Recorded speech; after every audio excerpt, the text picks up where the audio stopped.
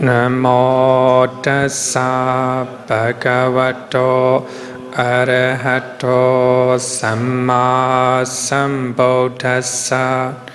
Namo tassa bhagavato arahato samma sambuddhassa. Namo tassa bhagavato arahato samma sambuddhassa. Good afternoon, everyone.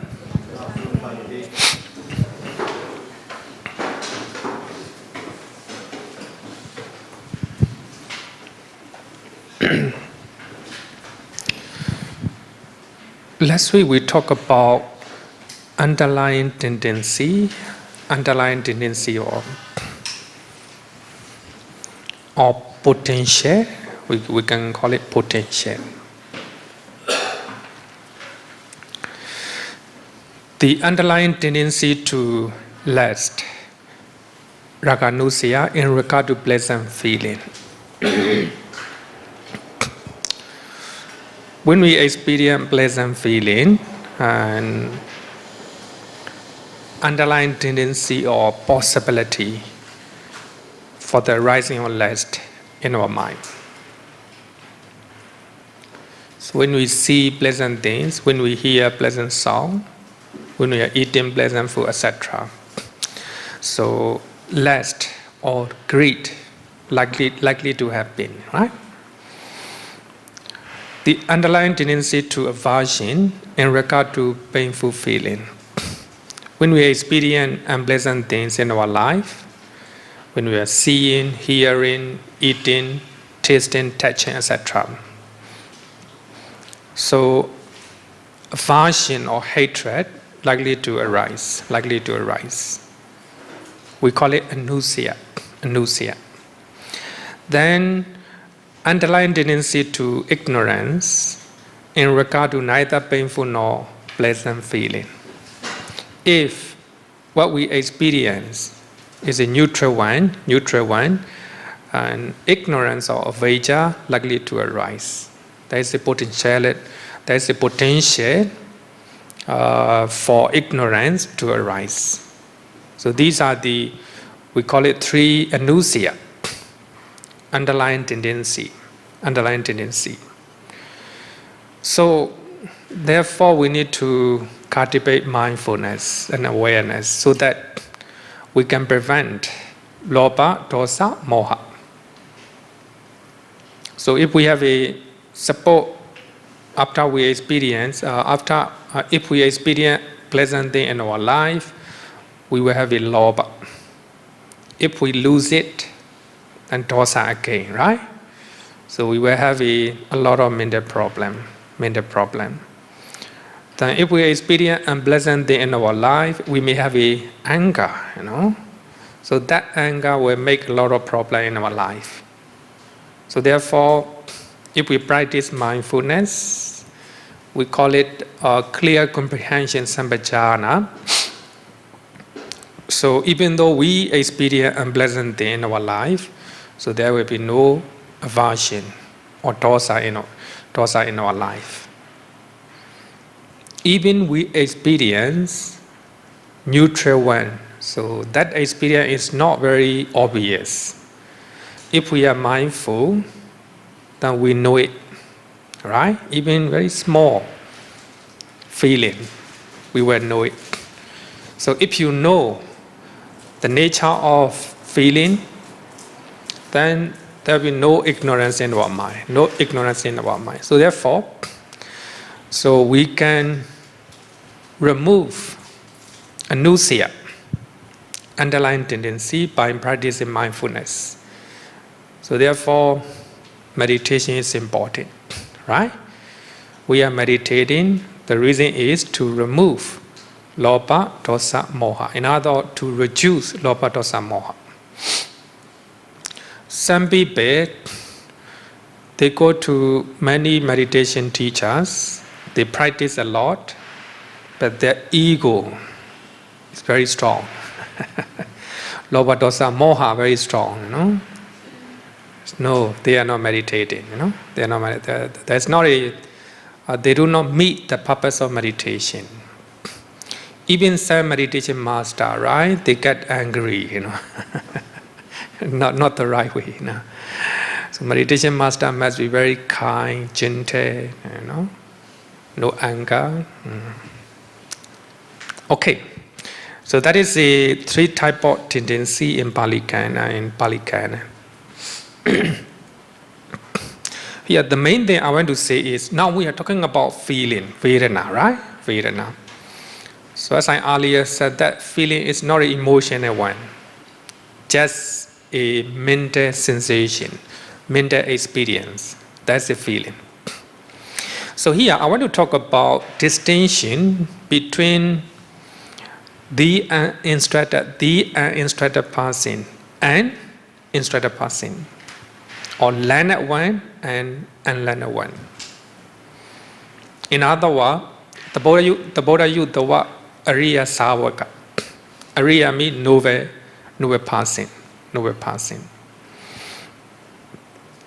So in Sala Sutta from Sutta Nikaya, chapter 36, Vedana Sanyutta, Sutta number 6. The Buddha talk about the difference between noble individuals and normal people. Normal people. So here, normally I quote so many sutta from when I'm teaching Abhidhamma. The reason is, I want you to know the teaching Abhidhamma and teaching the sutta, they are the same, They are the same. So Abhidhamma trying to clarify the teaching in the Sutta Pitaka. No different, no different. So here I want to talk about the different distinction or difference between noble individual, 8 type of Ariya Pokala, right? 8 type of Ariya Pokala, and noble individual. Also the normal people, orderly, Puthojana. The main distinction between the uninstructed person, Asutawa, and the instructed one, Sutawa, is when the uninstructed person, normal people, Puthojana, is being contacted by a painful experience, unpleasant thing. He feels 2 types of feeling. Number 1, a bodily feeling, very painful. Number 2, mental feeling. Suppose if you come to class, you walk under the hot sun. If you're walking under the hot sun, physically you're very hot, right? Then if it is hot, normally what happens is you feel angry, right?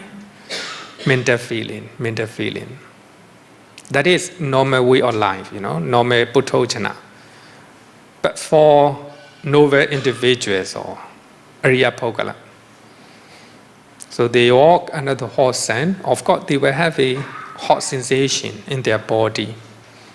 They don't have any irritation, they don't have any anger or aversion or hatred. So that's a different, That's a different. Suppose normal individual, they feel, they become sick, suppose sick, headache, Then there's a physical pain, right? A physical feeling. Then based on that, you will have a agitation, frustration in your mind, anger in your mind. Right? So 2 types of feeling, bodily feeling and mental feeling. So here, when we talk about bodily feeling, it doesn't mean a physical one, Based on your body, you will have mental sensation in your mind. When Ariya Pokala, the noble individuals, when they will also feel sick, headache, very hot in the body, a physical sensation, right? Physically they are suffering. Physically they are suffering, but mentally no. Mentally no suffering, because they know. They are instructed. They are learned, right? They know how to deal with those sickness, those illness. So that's a difference. Then the Buddha said that when the instructed person is being contacted by that the same painful feeling, he feels only one feeling, bodily feeling, not a mental feeling, not a mental feeling. That's the difference between Buddhojana and Ariyapokala, right? Ariyapokala. So here is a question. We are Buddhojana, so can we practice not to have a mental feeling? Why not? How to practice? Mindfulness, sati, sampajana, clear comprehension, that's all, no? If we are mindful, suppose you are walking under the hot sun, you have a hot sensation in your body, you have a hot sensation in your mind. That's a physical one, right? Bodily feeling. Then, if you are mindful and clear comprehension, no anger, no irritation, just know that it is hot sensation, that's all. Right? You will walk. It doesn't mean you will continue to walk in under the hot sun. No? If you have a shady tree, you will go. Right? That's important. So in this sutta, the Buddha gave a simile of an arrow, two arrow. Somebody shoot an arrow to you, strike to your body. Very painful, right? Very painful. Then the same person trying to shoot another arrow, second arrow. It strike to the same place. More painful, no? More painful. So Buddhojana, normally when they experience a painful feeling in their life, unpleasant thing in their life, they have a physical, bodily feeling, as well as a mental feeling. Here, mental feeling it hear me, like a mentally painful in your mind, right? Mentally painful. So based on that, you will have a aversion, you will have a anger, hatred, irritation, etc. Right? Etc. So as a Ariyapokala, because they are mindful, they have a clear comprehension. Because of that, even they experience unpleasant in their life. So they will experience only one, right? One feeling, one type of bodily feeling, not a mental feeling. So the Buddha said that somebody shoot the arrow, then only one arrow will strike to the body, right? Will strike to the body. A very beautiful sutta to know, right? To know. As a Buddhojana, of course we can practice. We can practice just like an arahant. Just like an arahant.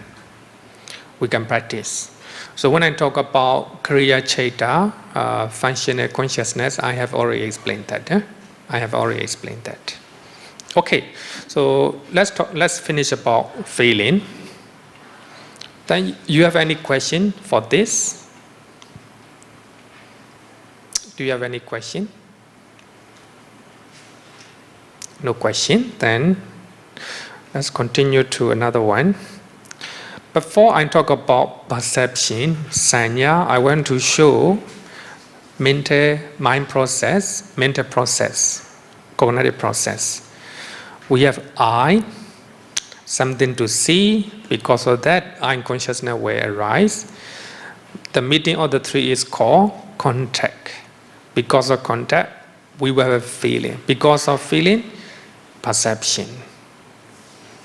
So even though eye consciousness, contact, feeling, perception, we say one by one, one after another. It doesn't mean they arise one after another. They arise at the same time. Same time, you know. As soon as eye sensitivity, visible object can contact with, you will have eye consciousness, contact, feeling, perception, etc. They will arise together. Not only that, we have a 7 universal Chitasika, right? They arise together, same time. So here, perception.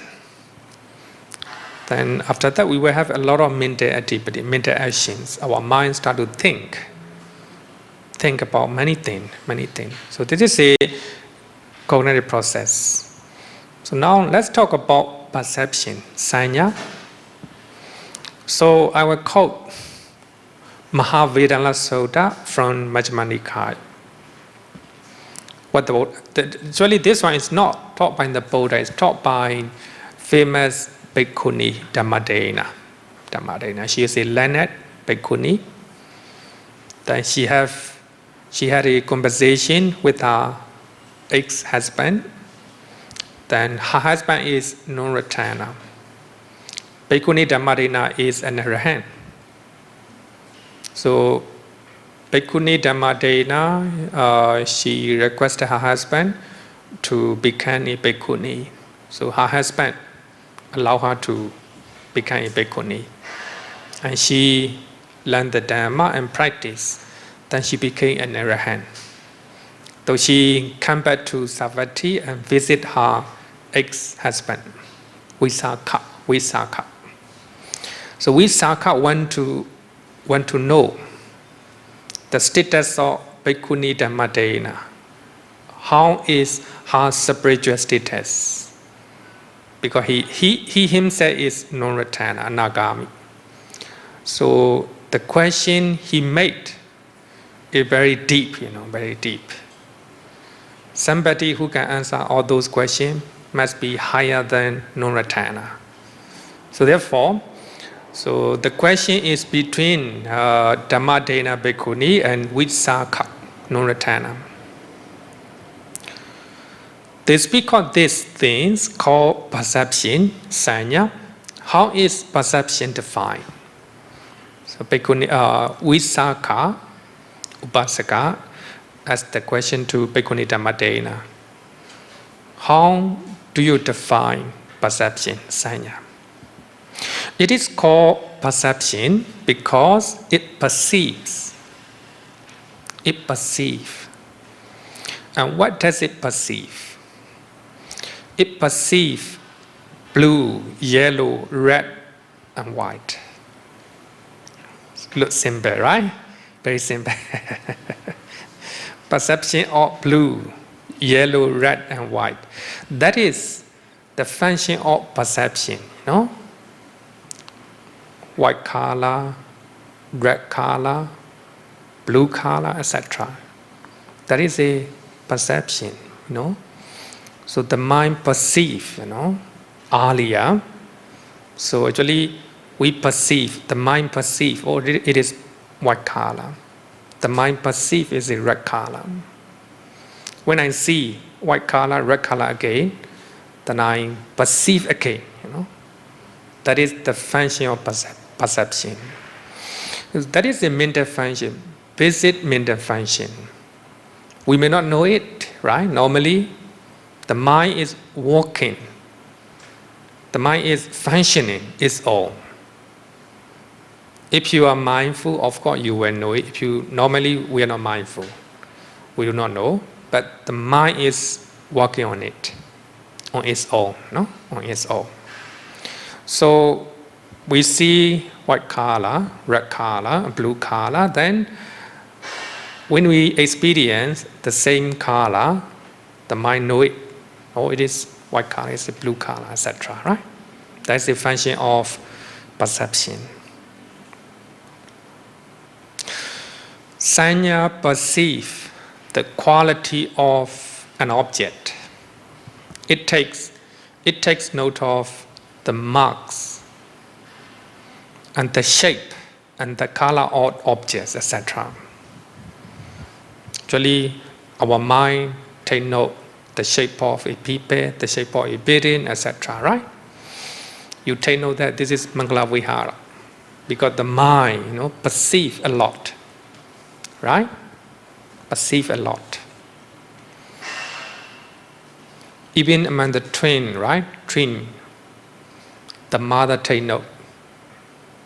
So other people may think that they are the same, they look like the same, but the mother know, because she perceive the shape of two twins, And also the mask, the shape, the color of an object. When that object appear again, the sanya record it again.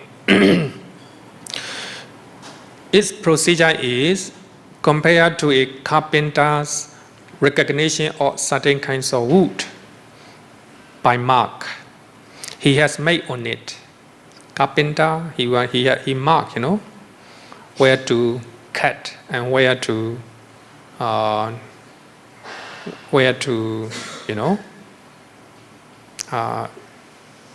thing that he want to do, right? He mark. Similarly, perception or sanya trying to perceive, the shape, the color, and the quality of an object. So, what is different between sanya and panya? Sanya is different from panya, wisdom, Panya functions understanding of real nature of things.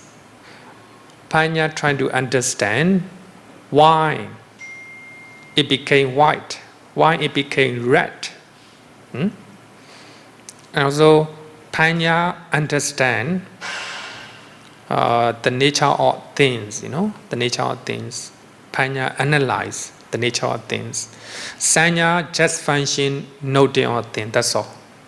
No analysis, no knowledge of the origin of the things, Why? Origin of the why, the reason why, the reason why.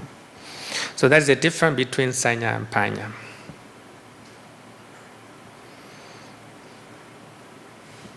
Sanya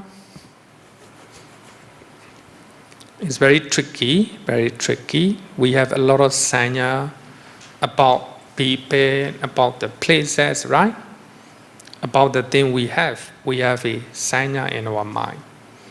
So if we have a wrong sanya in our mind, then it became it will have a lot of negative effect. I want to quote one. Some verses from Sutta Theragatha is about. It is about Mahakassapatira. I think many of you know Mahakassapatira, the one who lead the first Buddhist council, right? Is the next to Venerable Sariputta and Mangala. Then after Mahakassapa. So he also very well known, senior monk at the time of the Buddha. So when the Buddha passes away, he lead the first Buddhist council. Normally he stay in the forest. And he go Pinapada all the time. And he wear, not the original robe. He collect a lot of pieces of clothes and he sew it and he wear it. We call it pansakula. We call it rag robe by then. I forgot. So he eat one meal a day like that. So Mahakassapatira. So in the Theragatha, Venerable Mahakassapa explained, before he passes away, he explained his life and his experience, how he attained enlightenment, how he became an arahant in the Theragatha. So this is one of them. So he explained his experience. Mahakassapatira accepted food from a leper and ate it without any disgust. I think Singapore, you rarely see a leper, right? Almost no leper here, right? Leprosy, right? I think you know, right? Leprosy. Leprosy is the one who like this. So actually, it's very disgusting, very disgusting. So now, Mahakassapa Thera always go Penapada to collect food. So one time, he accepted food from a leper. So he ate it without any disgust. So this is what he taught. With his hand, all leprous, disease, he offered me a morsel of food. As he placed the morsel in my bowl, a finger broke off on top of it. Leprosy, He offered the food. Then one finger and then drop. Can you eat it? No, you cannot eat it because you're Buddhojana, right? It's a Venerable Mahakassapa is an arahant, an arahant. Then he said that I sat down at the base of a wall and ate the morsel he had given to me.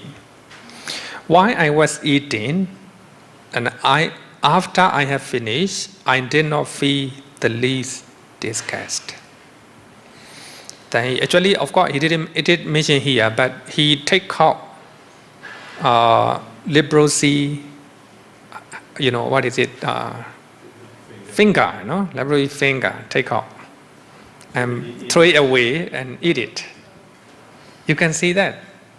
We cannot eat, right?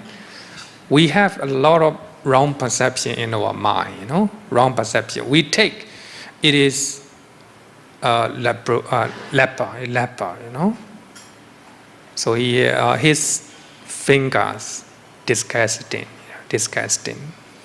So the thing is, if we remove, that finger and out of the alms bowl, you can eat it, right? You can eat it.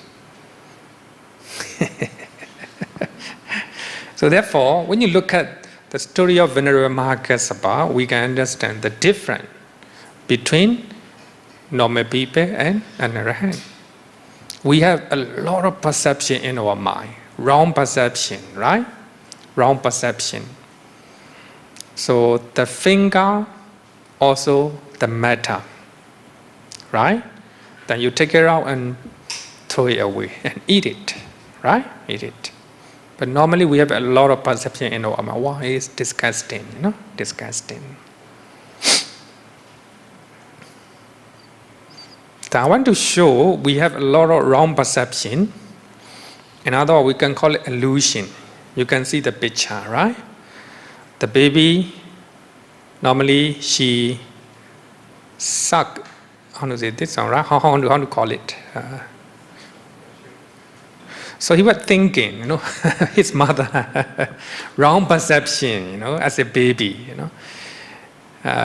she doesn't know whether it is a drinkable or not, drinkable or not. So just looking at the shape, right? The shape, she is thinking, or he, right? He is thinking, it's a mother. What is it? Mother breast, mother breast. So he sucked it, right?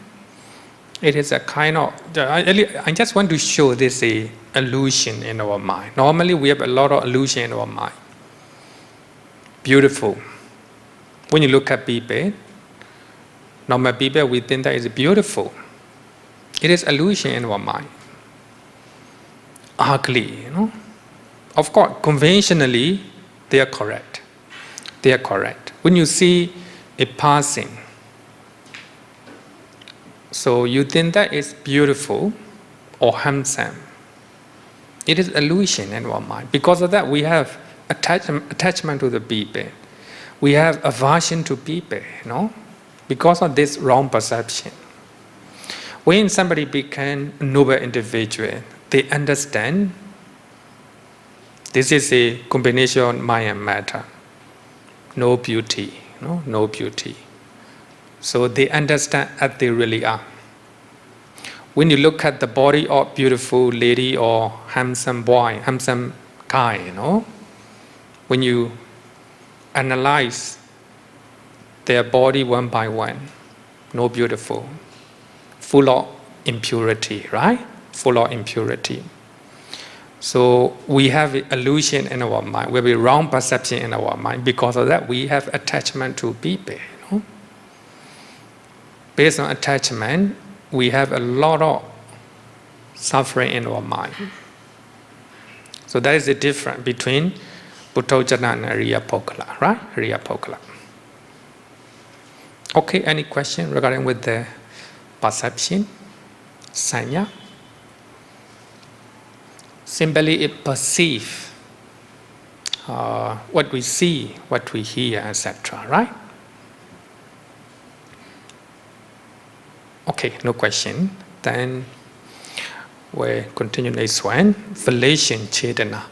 So this one is important to know. Chetana. Chetana motivate the associated mental factor to take action on the object. To take action on the object.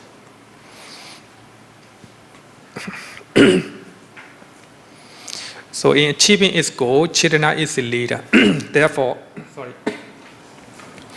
Therefore, we compare Chetana as a leader. It leads to take action. What we see, what we hear, right? To take action. So here, associated mental factor means there are some other Cetasika that arise together with Chetana.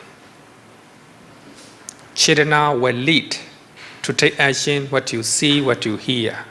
Sometimes, after seeing somebody or something, you feel angry, and you have a compassion, you have a equanimous mind, etc.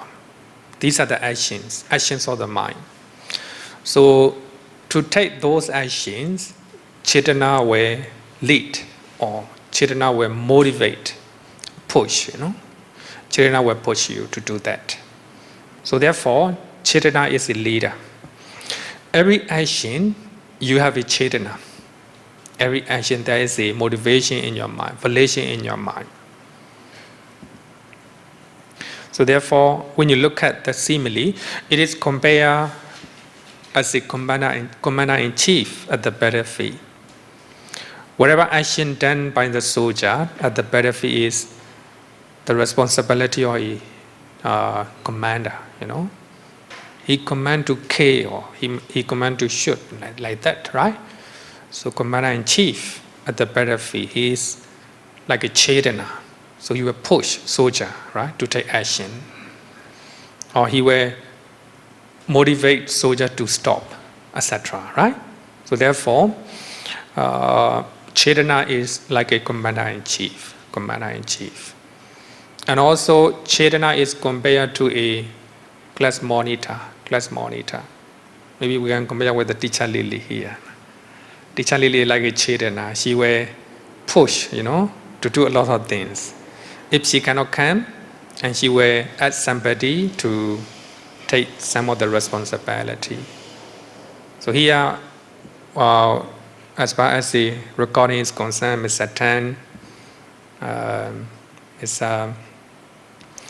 so they will take action. They are Chetana, They take a lot of responsibility, and they will motivate, and they will push. They will push. So Chetana is very important. So therefore, Chetana is important. Therefore, the Buddha said that it is volition or Chetana, bhikkhus, that are called karma. For having motivated one act by body, speech, and mind. So most of your actions are led by Chetana, motivation. So Chetana will motivate and Chetana will push you to do so. So you come to class, Chetana puts you to come, Without Chetana, you cannot come to MV, right? It needs a lot of effort, a lot of faith, a lot of Chetana. Chetana will motivate. If your Chetana is not powerful, then you will lie down on the bed, you will not come, right? So therefore, Chetana, volition is a leader. Then when you look at 5 aggregate, 5 panchakanda, 5 aggregate, you will know the place of Chetana, how important is Chetana in our life. So the first one is material form aggregate. We have 28 material phenomena. Number 2 is feeling aggregate. We already learned, right? Feeling aggregate. Then we have a perception aggregate. We already learned, perception aggregate. If 2 material phenomena, so 2 material form, material form come contact with contact. Because of contact, feeling, perception, then you will have a Chetana. We call it mental formation or mental activities. Mental activities. Bhikkhu Suchado from Australia, and he translates mental activities. Very beautiful. So when you see mental formations, very complicated. I like the translation of mental activities. So after seeing, contact, feeling, perception, so the mind will have a lot of mental activity, a lot of actions. We can also translate mental actions. The mind will take action. So here, when you look at number 4, mental formation or mental activities, Sankhara Khanda, 50 Chitasika hatha by volition or motivation. So we have a 52 Chitasika, right? Among 52, feeling is one Chitasika, perception is 1 Chitasika, and another 50 hatha by volition or Chetana. So therefore, the number 4 aggregate, we take 52 Chitasika hatha by volition. The last one is consciousness aggregate. We have 89 consciousness, right? 89 consciousness. Another one, 121 consciousness. We're talking about 5 aggregate. 5 aggregate is important because when the Buddha talk about the nature of nama rupa, he normally use 5 aggregate method. In the second sermon, another Lakkhana Sutta, right? So the Buddha talk about 5 aggregate. In Samdha Nikaya, we have one big chapter under the name of aggregate, Khanda. Khanda Vaka, Khanda Sanyota. Connected discourses, that discourses connected with the Khanda or aggregate. So when the Buddha talk about the nature of impermanent, suffering and non-self, the Buddha use 5 aggregate method, So all the 5 aggregate, they are impermanent, suffering and non-self. Okay, so Chetana is, I want to say that's all. Any question regarding with the Chetana? Okay, yeah, question.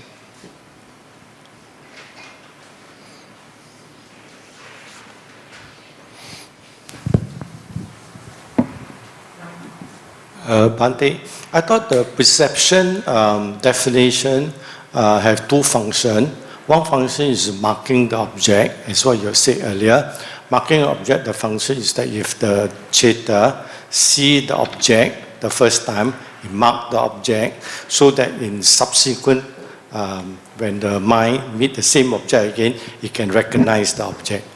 There is another function that perception does, which is to determine whether the object is good, not so good, or it is a neutral object, so that the cetasika or the mental formation know how to react following the perception. Is it true?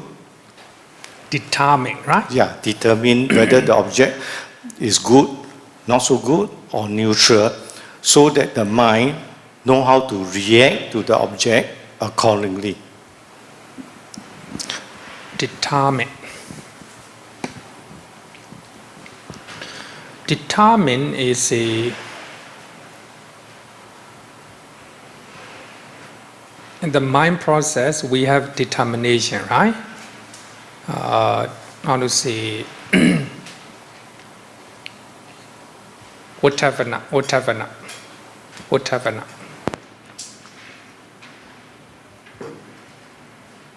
Sanya just perceive an object, and of course, as you said, first mark the shape, the color, and the quality of an object. Then when the mind meet that object again, then I would say take note again. That's the function. With regard to determination, determine, right? Determine. Determine is I think later we have to learn manasikara, intention. Manasikara, intention. Keep it in the mind.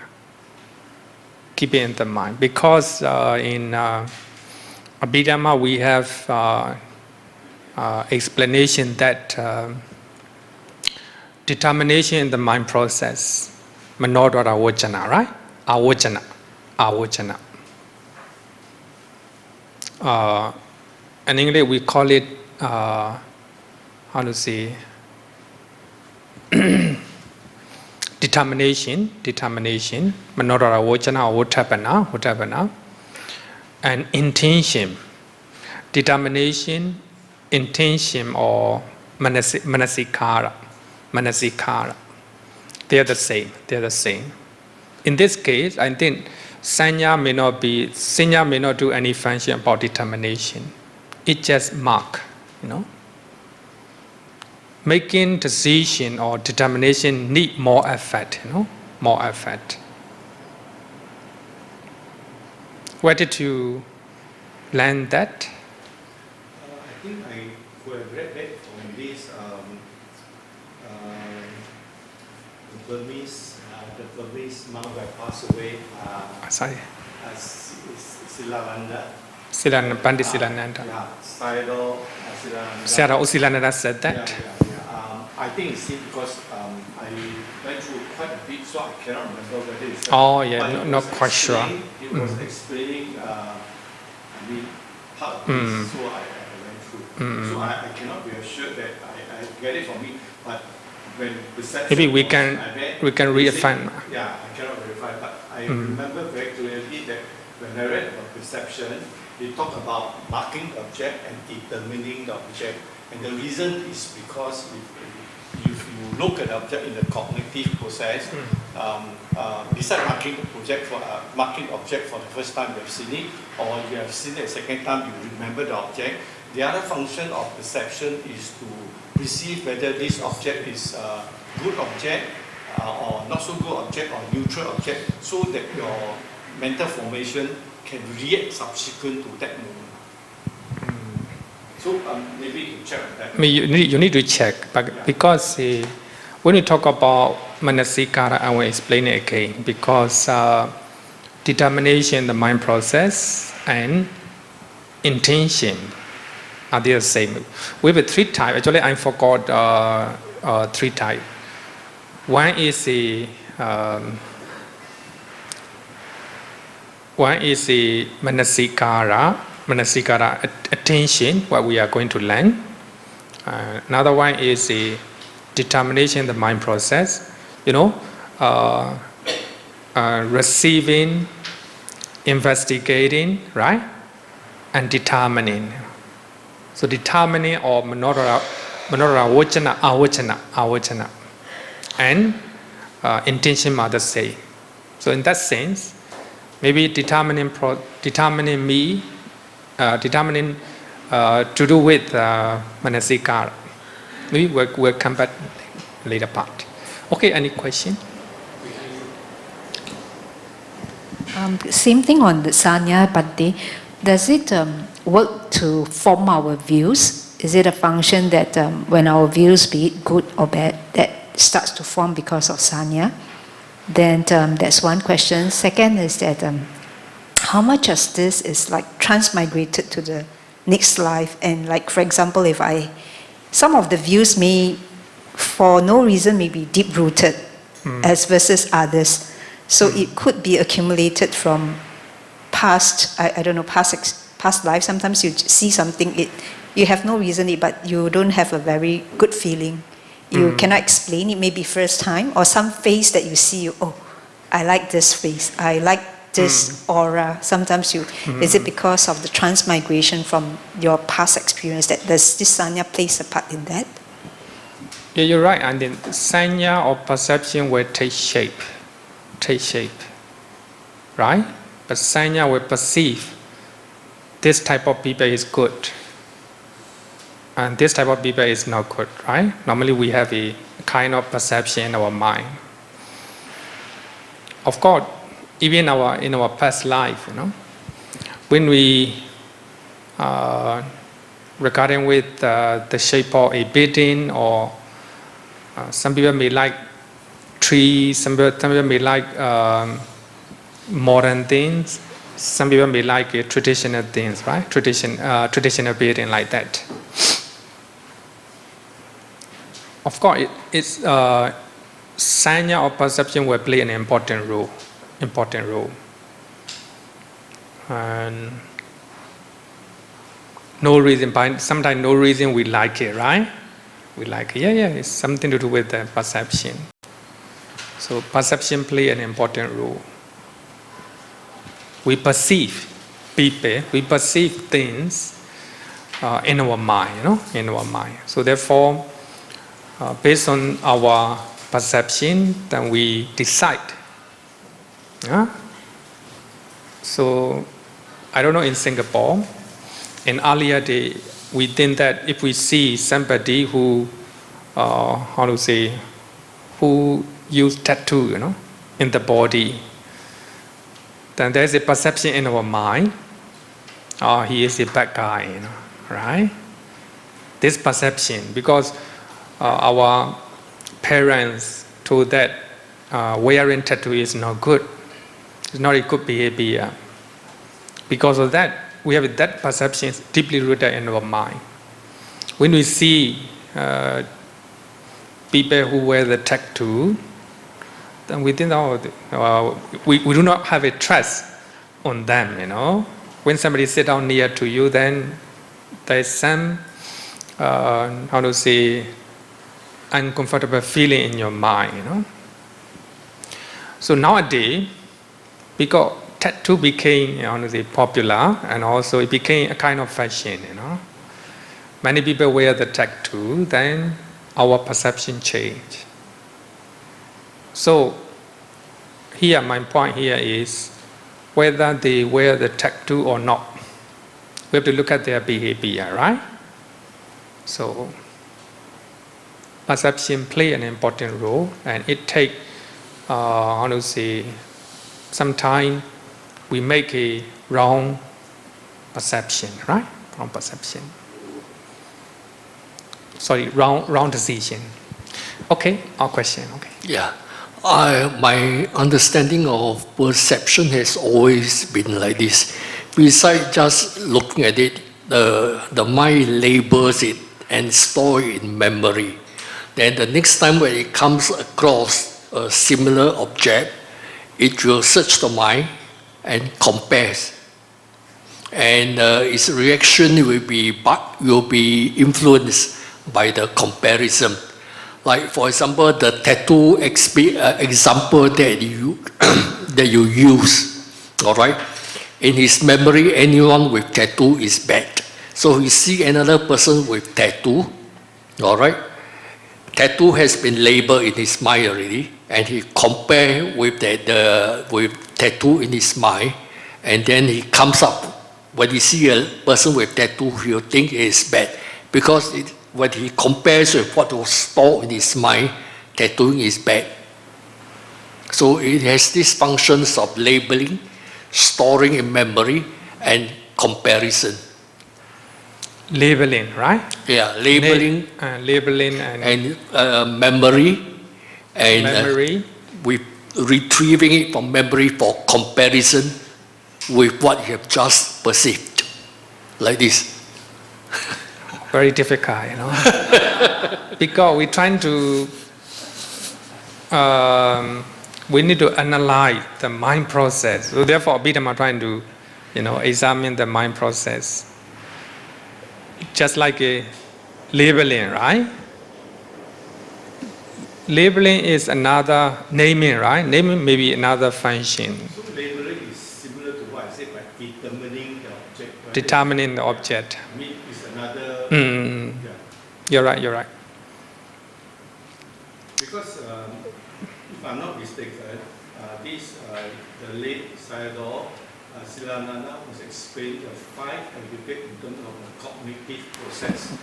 So he said perception beside labeling or marking the object, labeling means determining whether the object is a good object, not so good object, and a neutral object, so that the next aggregate that come out will be the feeling aggregate in terms of the cognitive process. When the mind see the object, perception will determine or label the object, and thereafter the feeling aggregates will react. If the object is a good object, a good feeling. If the object is not a good object, then not so unpleasant feeling. And if it's a neutral, then it's a neutral feeling. Then from there on, the mental formation or mental activity start to arise because of the feeling aggregate that arise after the perception aggregate, which have labeled the object or determined the object, so that the cognitive process in terms of 5 aggregate can be logically understand. You can look at 5 aggregate. Feeling comes first, Feeling comes first, not perception, So after you see something, there's a feeling. Of course, according to Abhidhamma, feeling and perception come together, But they have a different function, right? Different function. Then after, if you experience something, there will be a perception of the mind. The mind will perceive, perceive. And maybe if we talk about naming or labeling, maybe it's very close, very close to the function of the sanya. But just look at the name, the name, perceiving. Just perceive what is it, that's all, What is that's all. There's no naming normally.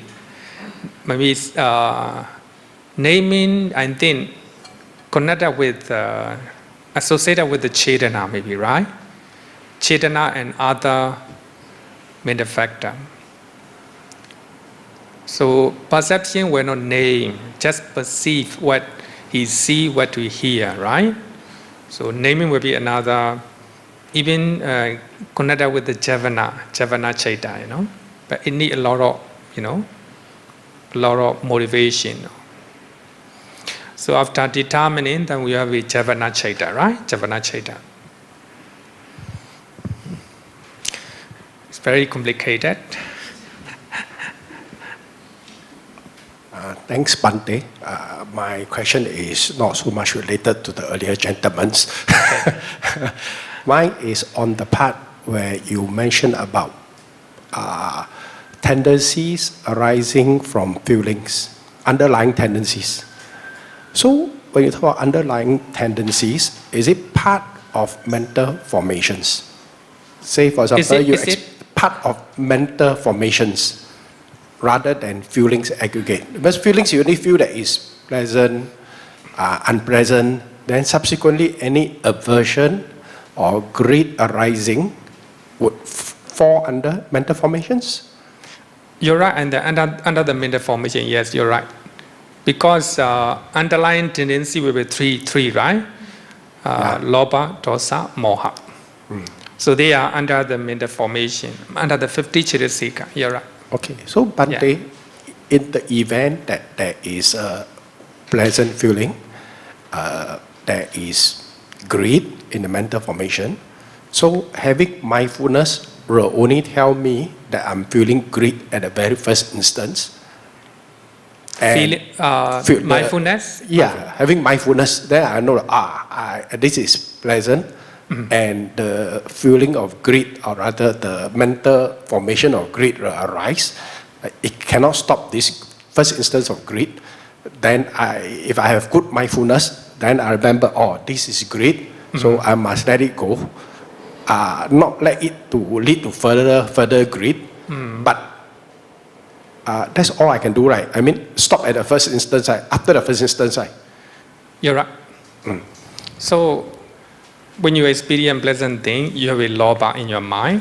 Of course, later you have a mindfulness and awareness. I have lobha in my mind. That's mindfulness, of course. So if you cultivate that mindfulness continuously, of course, no lobha. Lobha will not have chance to arise. Thank you, Bhante. Yeah. When I talk about anger, I will explain that. Because the more we develop mindfulness, if you have a lot of mindfulness, so there's no place for anger, there's no place for lobha, or no place for moha. Yeah.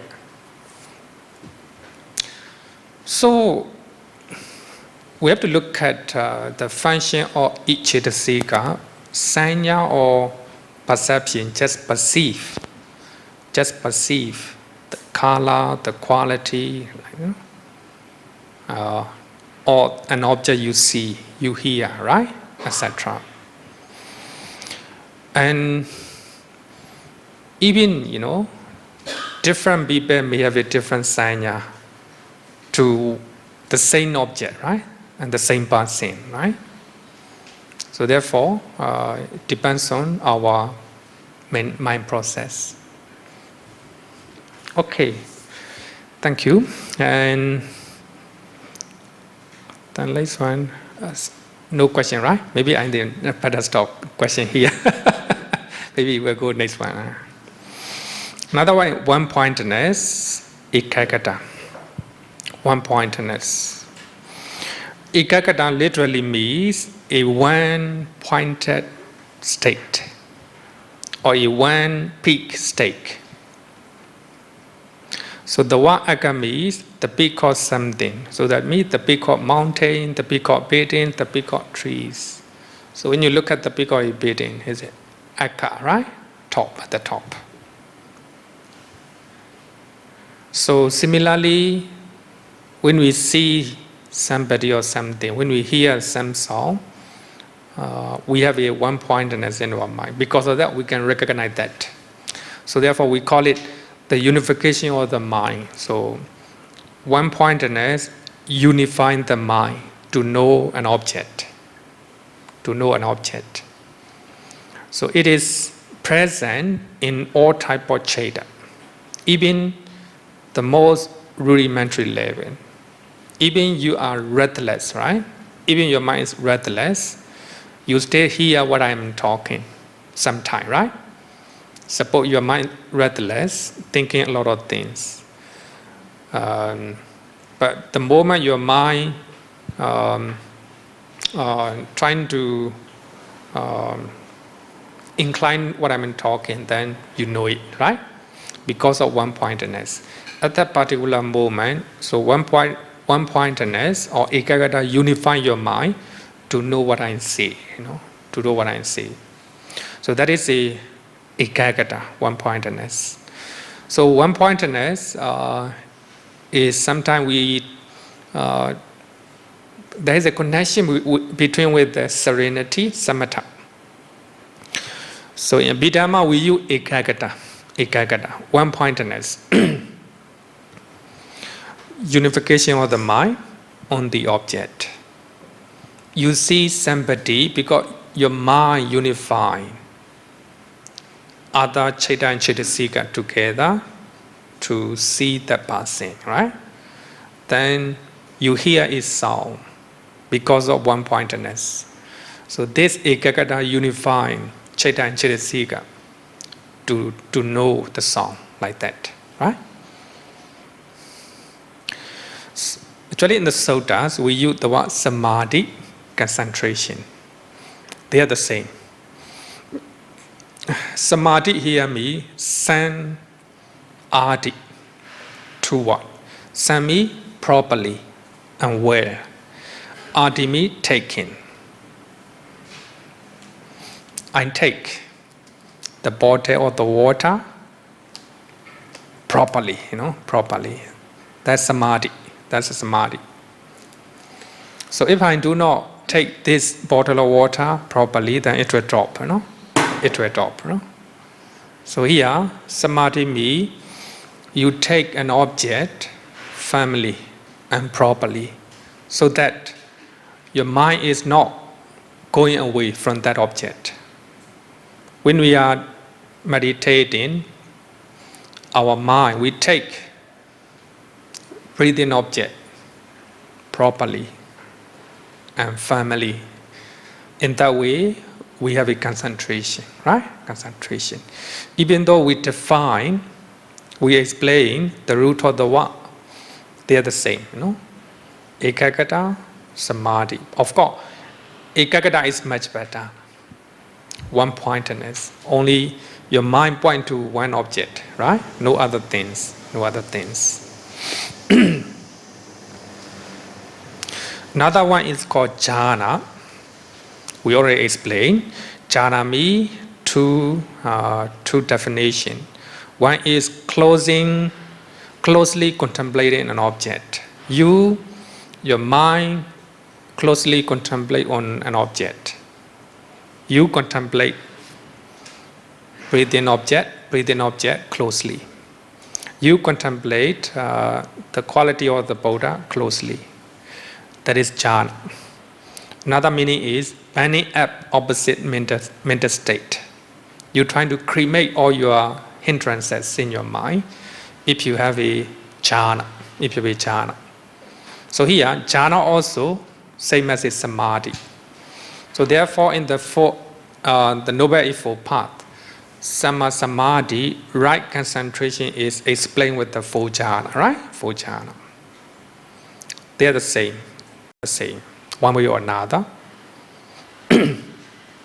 Another one is called samatha, serenity or stillness. What is samatha? Samatha means the quality of the mind, calmness, serenity. So that quality, mental quality, is acquired because of samadhi, because of jhana, because of ekagata. Samatha. Actually, samatha, the word samatha is the quality of the mind, calmness and serenity. So that mental quality acquired because of jhana or samadhi. So they have a different meaning, but very similar, right? They're similar. Okay, that's all. Any question? One-pointedness.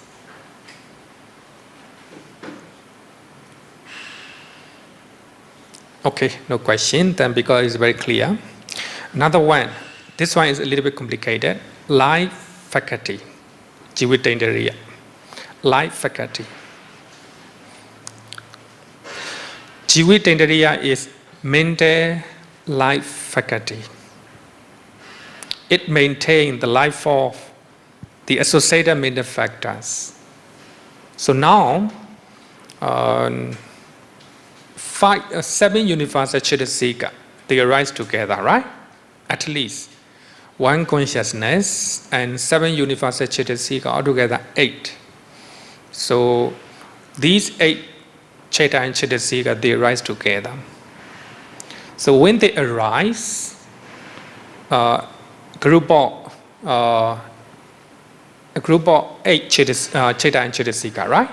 1 Chitta and 7 Chittasika. Universal Chittasika, they arise together. So when they arise together, Jivitindriya take the function of taking care of other Chittasika. Taking care of other Chittasika. Maybe like a group of 8 people take a trip. There is a daughter in the group. The daughter will take care of other members for their physical health. Similarly, Jivitindriya maintain the life of other Chittasikas that arise together with Jivitindriya. Without this mental life faculty, the mind cannot function at all. So it is important. Without this, they cannot survive. It is also translated as a mental life vitality. Vitality. It is important. We call it vitality. In other words, simply is life, right? When you look at somebody is gravely ill, the doctor trying to examine whether he is still alive, right? We use the word stay alive, right? Stay alive means that person have stay life faculty. If there's no life faculty, the person will die. You know? So therefore, life faculty. In other words, life or vitality of our life, our mind, our Chitta and Chittasika. You may think that life faculty will last forever. No. Like Chitta and other Chittasika, life faculty also subject to arising and cessation, subject to impermanence. So therefore, we compare life faculty with the boatman, and the boatman will carry a lot of people, passengers, he will cross the river.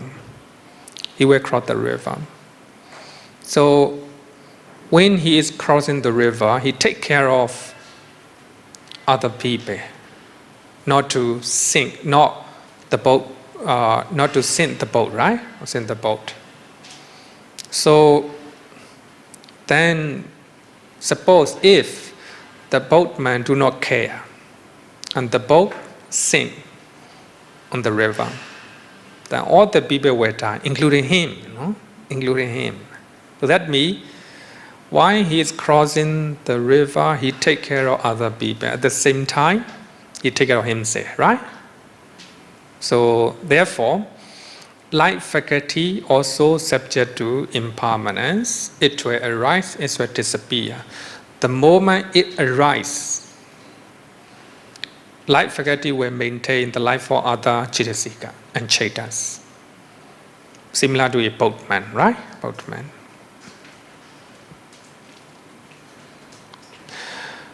There is also physical life faculty among the 28 matters. So this one is mental life faculty, So there is a physical life faculty in our body.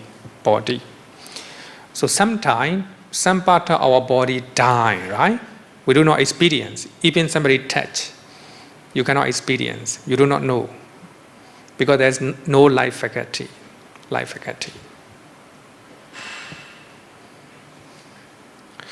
It is important to take note that both mental and physical life faculties, Jivitindriya, are not everlasting like an eternal soul. Like an eternal soul in other religion, In most of the religion, they have a soul theory, so that soul will last forever, will not die, Will not die.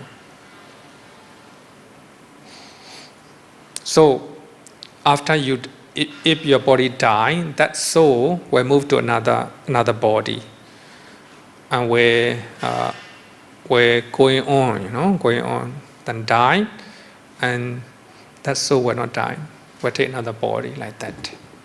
In other religion, even though you die, the soul will go to heaven like that, right?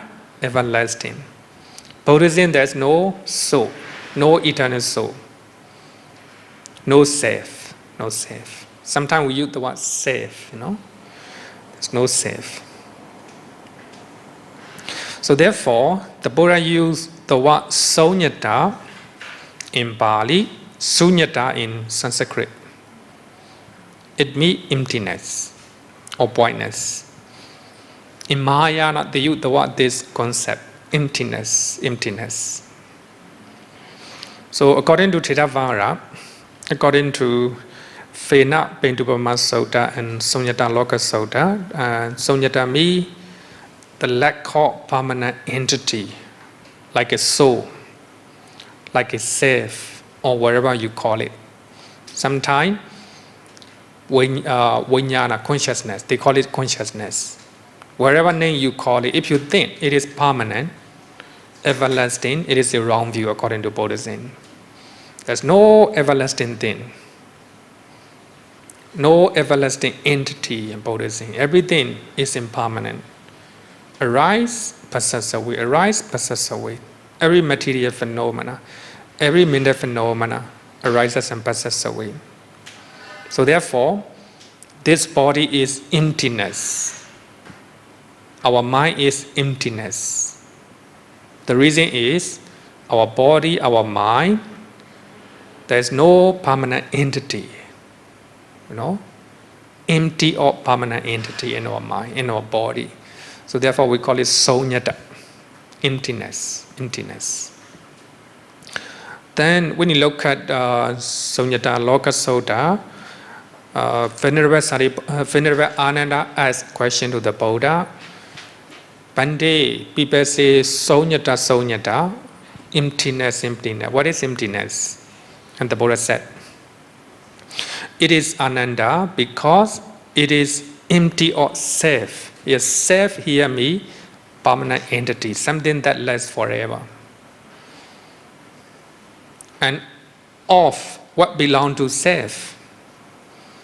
If there is no permanent entity, something that exists forever in our body and our mind, there will be something that belongs to self, right? Belong to self. If we do not have self, nothing belongs to self, right?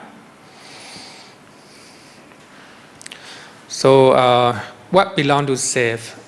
That is said, empty is the world.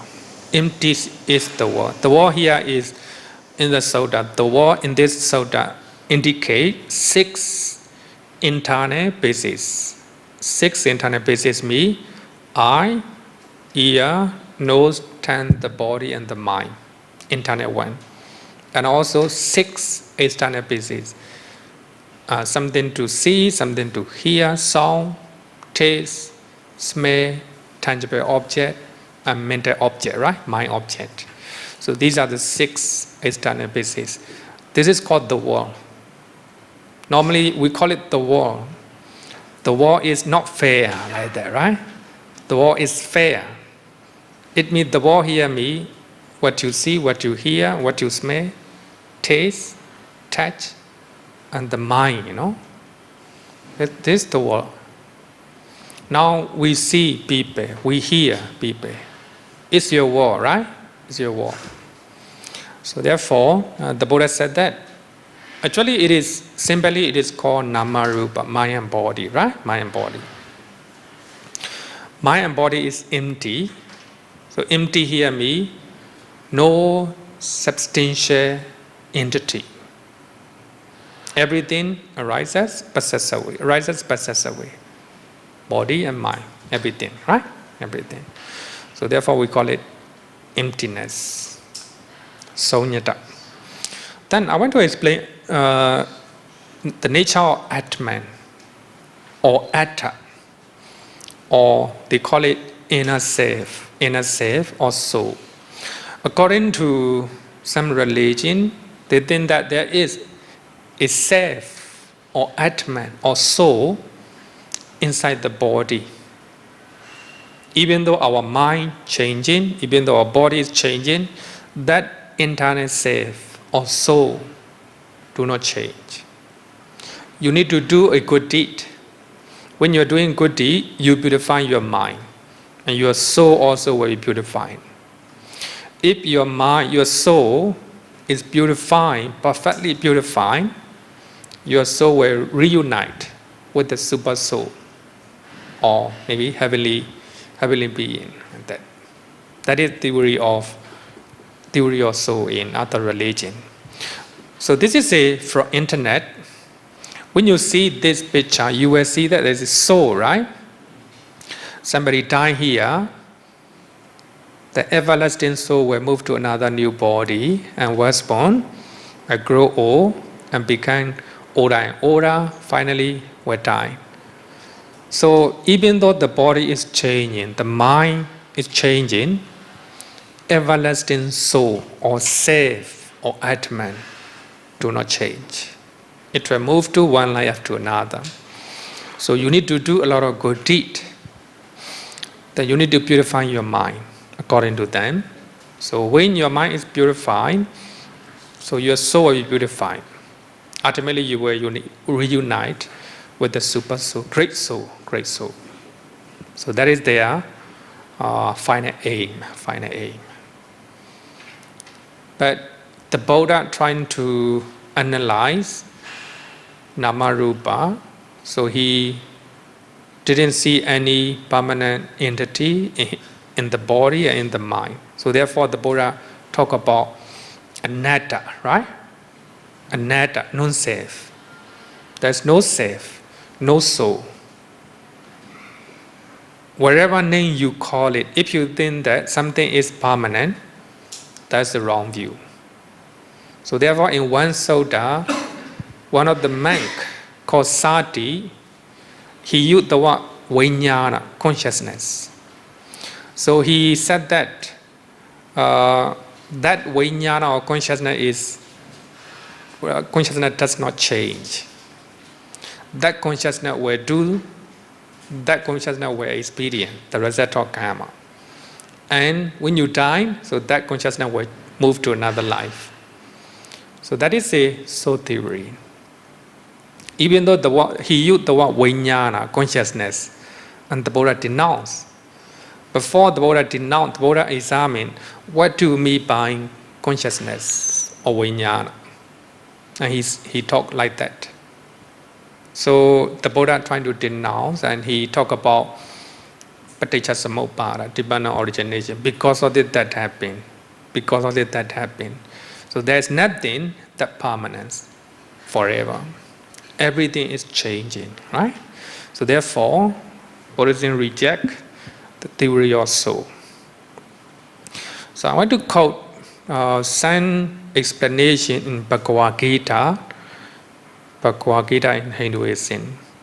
So they explain in this way: as the embodied soul continuously passes in this body from boyhood to youth to old age, the soul similarly passes into another body at death.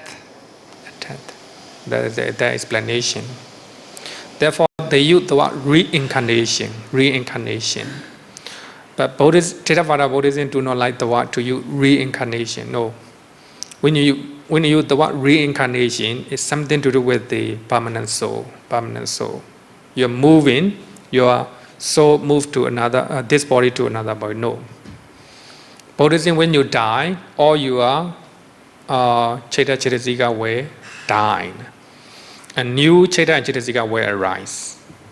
Nothing will move to another life, another life. So then Cheta Chitasika will die. The new Cheta Chitasika will appear in the new body, in the new life. So when Cheta Chitasika arise, together with them, the physical phenomena also, the body also will arise. So that is according to Buddhism.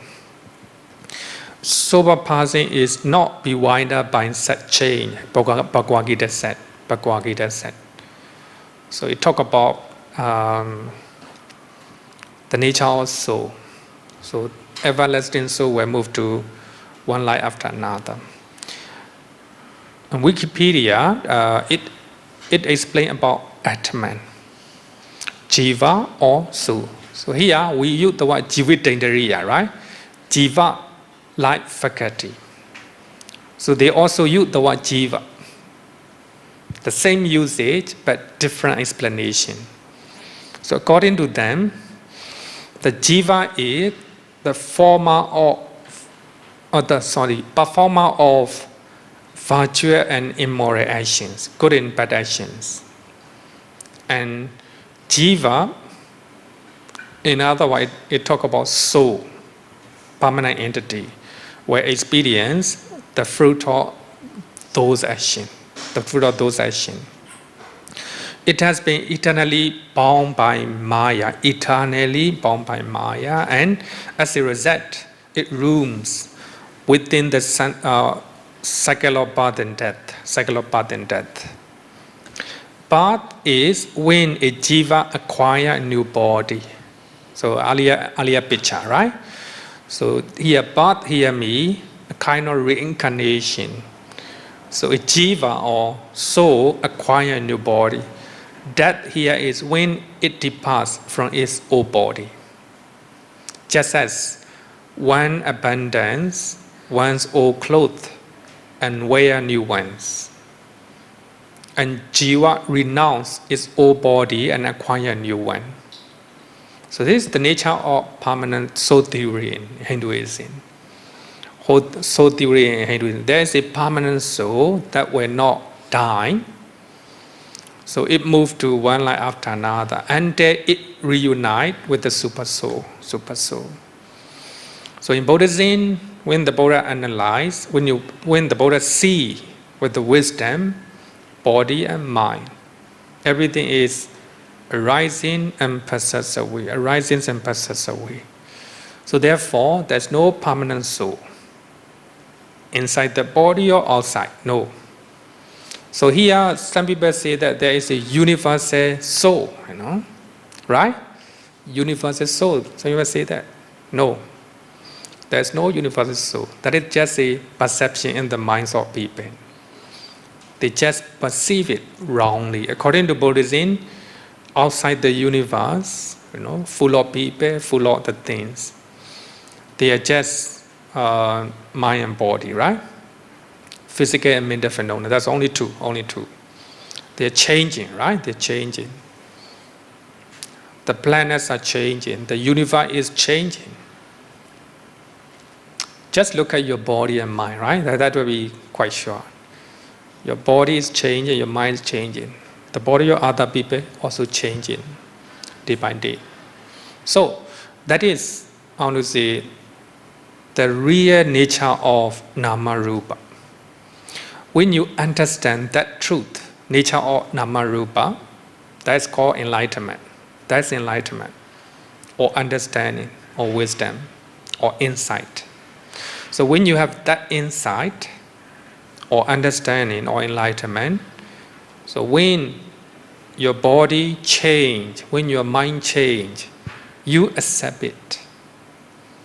When you accept changes of your body is getting older and older, right? When you understand the nature of your body, the nature of your mind, then you have acceptance. You accept it. Because it's truth, right? It's truth, you cannot change it. When you can accept it, there's no sorrow, no fear, no depression in your mind, right? In your mind. So that is the Buddhist teachings of the Buddha. The Buddha trying to teach the real nature of Nama Rupa. So if you are mindful, if you have a clear comprehension by way of meditation, you will know it. If you know it, so you accept it.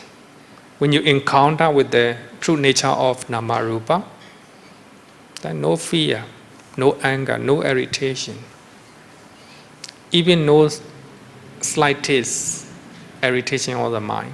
You accept it, right? Okay. Any question? Okay.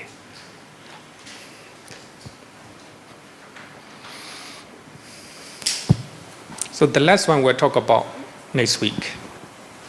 Bhante, so how does past karma follow nama rupa, life after life, without the logical explanation of a permanent self? Thank you. Our karma, our good and bad karma, how they follow, right? How it follow. Karma here is volition in our mind, motivation in our mind, right? Karma here is not just action. So behind the action, we have a motivation or volition, chetana in our mind. So suppose this morning, you do a good deed with a good motivation. Tomorrow, you do the same thing. And the day after tomorrow, you do the same thing. So that chetana will follow in the stream of your mind, in the stream of your mind. Suppose you're trying to practice compassion to people around you. You practice one day, it will not make any difference.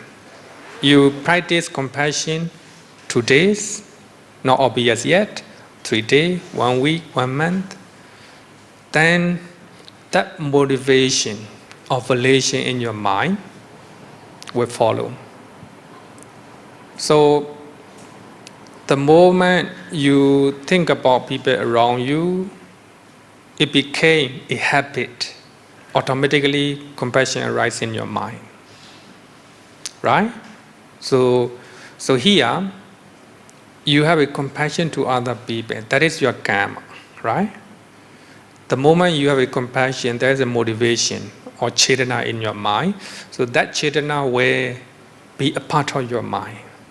So therefore, Abhidhamma explained that though chetana will be, a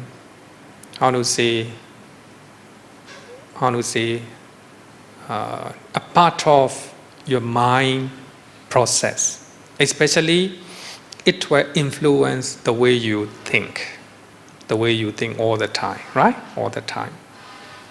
So that means karma will, how can I say? It is situated in the mind stream, Karma is situated in the mind stream, right? Mind stream. So I will put it another way.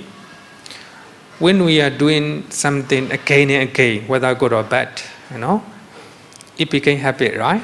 It became habit. Automatically right in our mind, because your karma or motivation that you are doing the same thing will be influenced in the mind stream, mind process. So therefore, wherever you do good or bad thing in this life will follow in the form of motivation or chetana.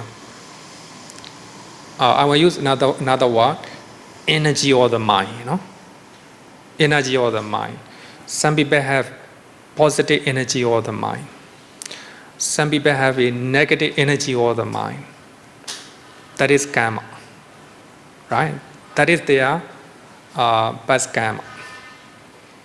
Some people are generous, when they are young. Without, parents, even though the parents do not teach them to be generous, they are generous. Because they have the energy of the mind that they did in their past life. Some are compassionate, full of sympathy, It's genetic. It's genetic. So, because in their past life, they have done a lot of compassion and sympathy toward other people. So that energy of the mind, in other words, their past karma, follow in their mind stream, in their mind stream. So that is the karma follow our life, right? Maybe sometime some of the energy or the fruit of the karma will be hidden, When their chances arise, then they will appear, right? They will appear. So therefore, we have a different mental quality, right? Some are generous, some are stingy, and some are compassionate, some are cruel, like that, right? So that is our past karma. Especially, they will influence your bhavanga cheta. Your bhavanga cheta is the result of past karma, So therefore, in Abhidhamma, we say that rebirth consciousness, bhavanga, and death consciousness, they are the same. They are the same type of chetas. Depend on their function, we give the different name, different name. You are rebirth consciousness. It's the result of your past karma, right? So that rebirth consciousness, then after that, we will call it bhavanga cheta. So now we have a lot of bhavanga chetas. Our past karma, the fruit of our past karma is underlying, in our bhavanga chetas. So therefore, some people compassionate, generous. So there's a genetic mental quality, mental energy there, right? I hope it's explained. Okay, then we will stop because the time is already close.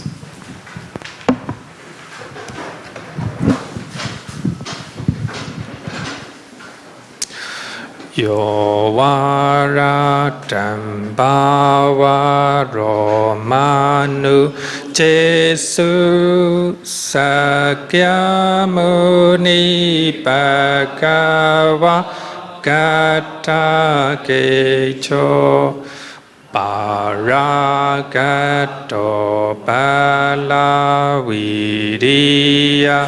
samangi Dansukatam saranathamupemi Ragavi Ragama Ninjama Sokan Dhamma Sangatama Patikulan Marurami Mambakunan Suvipatan Dhammami Mansaranathamupemi Yatachari Nama Apalamahu Chatu susi supuri sayugesu atacha pogala dhammadasate sangamima saranathamupemi. Sadhu, sadhu, sadhu. Okay, thank you.